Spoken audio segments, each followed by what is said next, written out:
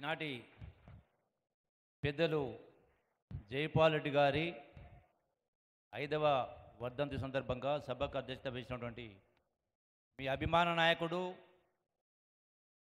కసిరెడ్డి నారాయణ రెడ్డి గారు, పాలమూరు ముద్దుబిడ్డ, ఈనాటి ముఖ్య అతిథి గౌరవనీయులు ముఖ్యమంత్రి రేవంత్ రెడ్డి గారు, సహచర మంత్రివర్యులు దామోదర్ రాజనరసింహ గారు, గౌరవ పార్లమెంట్ సభ్యులు మల్లు రవి గారు, అట్లాగే అడ్వైజర్ వేం Narender Reddy garu, planning board vice chairman Chinnareddy garu, ఉమ్మడి మహబూబ్ జిల్లా గౌరవ శాసనసభ్యులందరికీ, సహచర శాసనసభ్యులందరికీ, అట్లాగే ఏఏసీ సభ్యులు సంపత్ కుమార్ గారికి, గద్వాల సరిత తిరుపతి గారికి, వేదికమైనటువంటి ఇతర పెద్దలందరికీ, జిల్లా కలెక్టర్ గారికి, సంతోష్ గారికి, మీడియా మిత్రులందరికీ, ఇక్కడున్న మిత్రులందరూ కూడా హృదయపూర్వక నమస్కారం తెలియజేస్తూ ఉన్నా.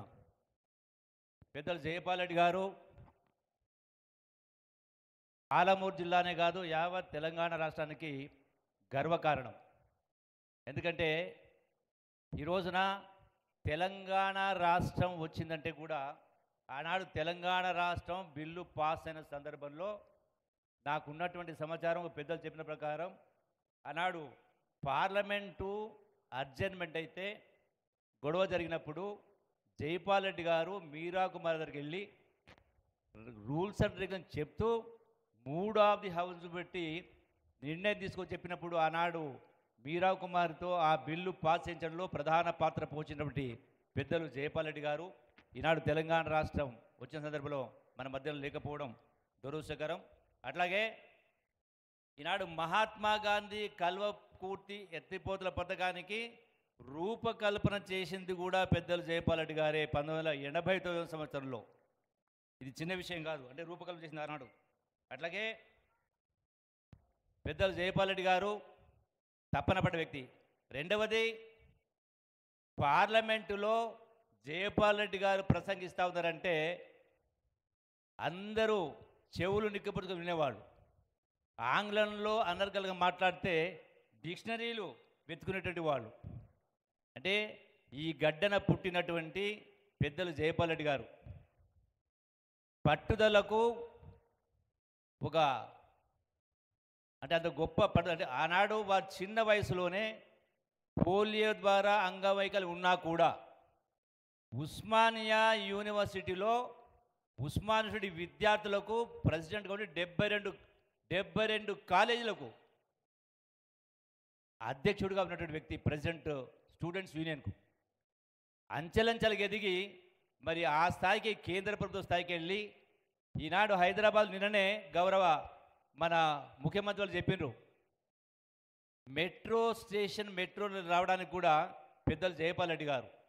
ఆనాడు ఢిల్లీలో వారు పట్టణాభివృద్ధి శాఖ మంత్రిగా ఉన్నప్పుడు యావత్ పాలమూరు జిల్లాలో పెద్ద ఎత్తున నిధులు ఇచ్చి రాష్ట్రానికి పెద్ద ఎత్తున నిధులు తెచ్చిన వ్యక్తి. మరి అంత గొప్ప వ్యక్తి ఇలా తెలంగాణ పాలమూరు జిల్లాకు మనకందరికి కూడా చెప్పుకోదొక వ్యక్తి. అట్లాగే ఈనాడు మన తెలంగాణ ముద్దుబిడ్డ 70 సంవత్సరాల క్రితం ఆనాడు బూరుగుల రామకృష్ణారావు గారు ఆనాటి హైదరాబాద్ రాష్ట్రానికి ముఖ్యమంత్రి ఉన్నారు. ఈ రోజున మరి నల్లమల్ల ముద్దుబిడ్డ, పాలమూరు ముద్దుబిడ్డ, మరి యువకులు ఇలా రేవంత్ రెడ్డి గారు రాష్ట్రానికి ముఖ్యమంత్రి కావడం పాలమూరు జిల్లా ప్రజల అదృష్టం. ఇలా మన బిడ్డనే ఇలా రాష్ట్రానికి ముఖ్యమంత్రి అయింది కాబట్టి 100% పాలమూరు జిల్లా దశ దిశ రూపురేఖలు మారబోతూ ఉన్నాయి.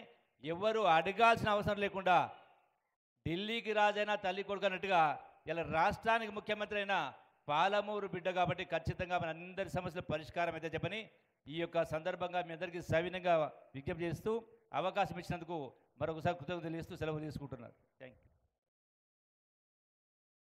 Thank you sir. ఇంత గతంలో కూడా మీరు ఈ జిల్లాకు చాలా పనులు చేసి పెట్టినారు. మరి గౌరవ ముఖ్య